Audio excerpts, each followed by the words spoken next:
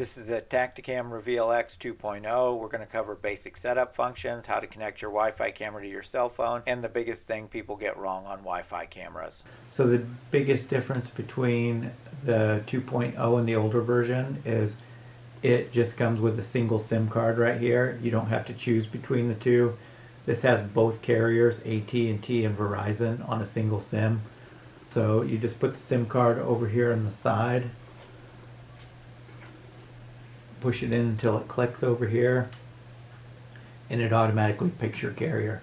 It doesn't matter what your cell phone carrier is. It has nothing to do with your trail cameras. So it will automatically on the 2.0 pick what carrier is best for you in your area. You get your SD card. We always use SanDisk, whatever cards they come with. If they do come with them, we replace them. I like to use the Extreme. They're the best ones you can get. The SD card just goes in over here on the other side. You want to push it in until it clicks. And of course we already got the antenna screwed on. The eject button to load the batteries in here is right here on the bottom. You just push this. You can see I'm having a little bit of problems getting the battery tray out here, and I was going to cut this out, but it brings up an important point that I wanted to make in here, is that even though these with battery trays on the bottom that slide out have a tendency to get stuck and hung up in there, they're still better than the alternative, which is this style that has a butterfly opening and then you can access the batteries from the inside. The problem with these is they leak. Every one I've had gets water on the inside. With the battery tray on the bottom, the seal's also on the bottom, and the water won't run uphill and get up into your camera. And usually after a few times of running the battery tray in and out, it'll start to work smoothly.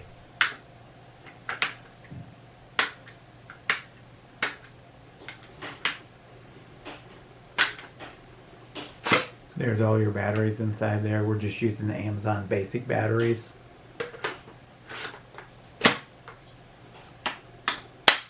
So now we're ready to go set it up. You do have to download the Tactacam app on your phone. Just go to the Google Play Store, type in Reveal Tactacam, and the app will pop up on there. Right there, Tactacam Reveal. We already got it installed. And just put that on your phone, and I'll go over the setup on that real quick too. This is the Reveal app right here. If you haven't created an account, I recommend doing that first. You can also connect it to your camera without creating an account if you just want to get started on your camera and put the settings in there, but I recommend starting an account first. So when you log in for the first time, you can check this little box here, and then you won't have to put in your name and password each time. Once you get signed in, if you haven't connected your camera to your app, you'll have to do that right at the very beginning. You can find your camera's SSID and password on the inside of the lid. There's also a QR code there you can scan to link it if you have a QR code reader on your phone. Then if you get this wheel that just keeps spinning and spinning on here, your camera and your phone are trying to connect to each other via Wi-Fi. It should connect fairly quickly, but if it doesn't, then you might need to go back and check some of your settings on your phone or on your camera. If you get this on the top of your phone app, then you need to go through and make sure that your cellular camera is in setup mode, and also you need to go into your phone and go into your Wi-Fi settings here. You just swipe down from the top. It'll bring up the available Wi-Fi networks here, and you look to see if your camera comes up on there. Mine has not yet, but it will here in a second. Now the camera just popped up. It's the one that says Reveal on there, and you just need to tap on that to connect to the Wi-Fi on your camera. Right, it should be connected now. Yep, now it's connected to the camera. And also you can look on the camera, and the blue light on there should have went from flashing to solid. Now on your app on your phone, you can start filling in all your camera details. You can give your camera a name. I want you to put in your postal code there. I'm not real sure why. We just called this camera Tactacam 5, which is the name of our channel. Be sure to subscribe if you haven't yet. We're going to give out a ton of good information here about trail cameras and how to set up your trail cameras and how to get the most animals on your trail cameras. Here we're just putting a location name in for this camera. We had it set in our mountain valley. Now hopefully you get a screen that pops up like this that says success, congratulations, you got your camera all set up, and now we can start going through some of the settings. Click on the See My Cameras button on the bottom. It will take you to this screen and it'll show you your cameras. Here we only have the Tactacam 5 camera. That's the only one we have on here right now. You can click on galleries down at the bottom. That'll bring you up the menu where all your photos and videos are. And of course we don't have any on this camera right now because we're just setting it up. If you look down on the bottom right, it says account. That's where you can change all the settings for your camera. That's also where you can set your camera up for a plan if you don't have one. That way you can get the photos and videos sent to your cell phone. You can also get to the camera settings by clicking on cameras at the bottom and then select the camera if you only got one like we do. It's Tactacam 5, and then you can get in here to all the settings for your individual camera, and you will need to change some of these settings if you want video or depending on what plan you have for your phone. So in the first camera settings function you can choose between picture or video. Ours, we set it up to take one picture so I can get it sent to my cell phone and then take a video because we use the videos for our YouTube, but also you get a lot more information out of a video than you do in just a still picture. The drawback to video is it fills up your SD card faster, and also if you want video on your phone you have to pay for a more expensive plan to get the video on your phone. The next one is image size. This only applies to pictures. It doesn't have any effect on video. The larger the image size, the better the picture, but the more space it takes on your SD card. So it depends on how long you're going to leave your camera out. So video size is the same concept. The better the video quality, the more space it takes on your SD card. And because this camera only holds a 32 gigabyte card, if you choose the sharpest setting for video, it will fill up your card very, very quickly. So you can choose between 10 or 15 second clips. In my opinion, there's probably not much difference between the two of them. Of course, with the 10-second clips, you can get more of them on your card. The multi-shot mode only affects the photo setting. It'll take 2 or 3 pictures right in a row without waiting for the camera to be tripped again. It fires them off in really rapid succession. This works good for animals running through your frame. The next setting is for the time delay between the pictures in multi-shot mode.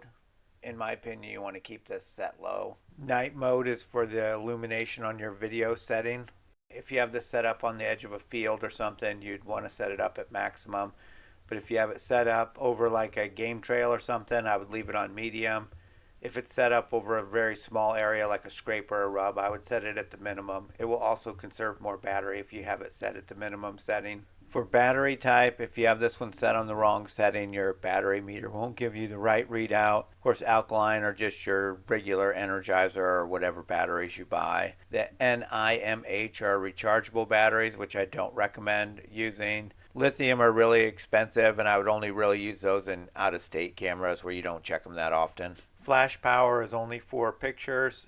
Of course, if the animals are going to be close to the camera, you can leave it set on low, but if it's in a big area, you want to set it on high. Next is delay. This causes the camera to wait a period of time between taking photos or videos. This will cause you to miss animals guaranteed, but it will also save your battery if you turn it on. So if there's a squirrel or a doe or something milling around in front of the camera, with it turned off, you might get 50 pictures of the same animal. But if a doe passes in front of your screen with a buck following and you have it turned on, you will not get a picture of the buck that's following the doe, or you only get a picture of its like back end or half of it as it's going by the camera.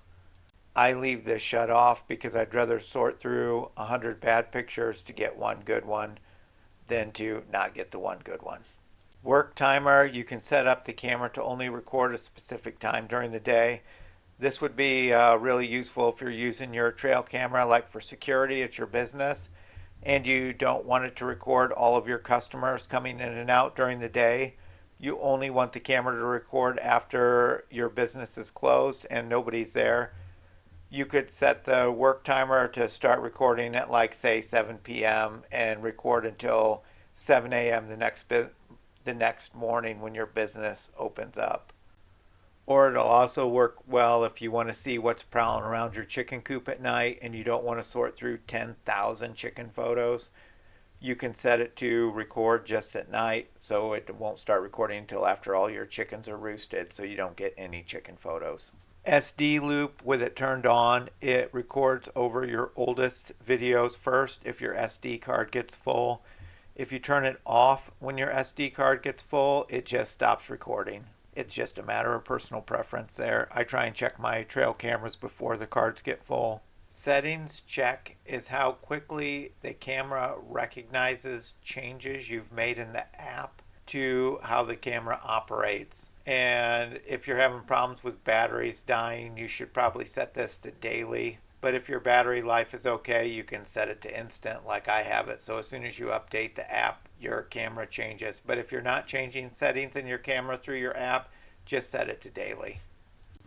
Motion sensitivity, the higher you set this, the more false triggers you're going to get, but also you'll get more animals that pass in front of your camera. If you have it set to a low level, it's not going to get smaller animals as they come through in front of your camera.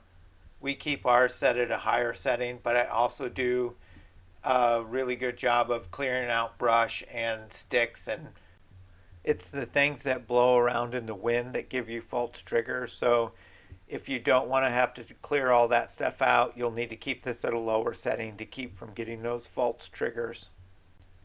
Patchy sunlight shining down through the trees overhead will also get you false triggers when the wind blows, and there's really no way to trim those out. So if you're set up in an area like that, you'll just need to turn the sensitivity down so you don't get a bunch of false triggers.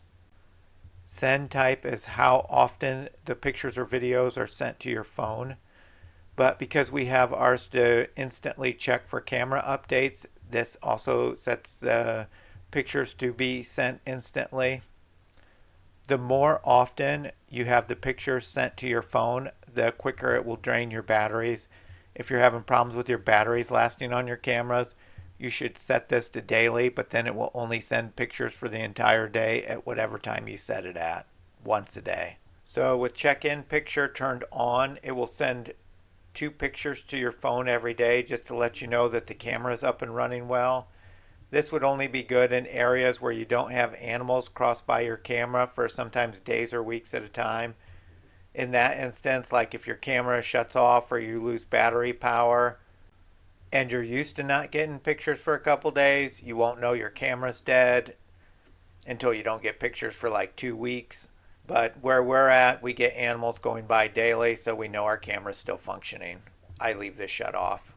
So this is a very important step to remember. The apply all settings button at the bottom. If you don't push that after you make changes, your changes aren't going to be recorded on your camera. If you have your settings check set to instant, the changes will apply immediately. But if you have it to only check for setting changes once a day, then it could take up to 24 hours for your setting changes to take effect. Now your camera should all be set up. Another feature this camera has that I like on it is you can request an on-demand photo. So if you're ever wondering, hey, is my camera still operating or not, you can just go to your main camera screen for that camera and hit request on-demand photo. And this is only for your cellular plans that you have to get photos sent to your cell phone. Cellular plans change fairly frequently, so I'm not going to go over them in any great detail here because I don't want to give you outdated information. But here's the basic framework for the beginning of 2025 on what their plans are. And then besides these basic plans, you can get add-ons if you want to get HD video or HD pictures to your phone. Here are some sample videos and pictures from this camera. I think they're pretty good quality. So what most people get wrong with Wi-Fi trail cameras, They do not connect to your home Wi-Fi network. They only connect to the Wi-Fi on your cell phone, and that's only when you're in very close range, like within 10 or 15 feet. You can use it to set up your camera if you don't have a plan. You can also use it to transfer files on some of the cameras to your phone, but you can also just pull out the SD card and move them onto your phone. I have a video on how to get your pictures and video off of your cameras with your cell phone while you're out in the field. You can look on our channel, Nature Cam 5, and find it on there.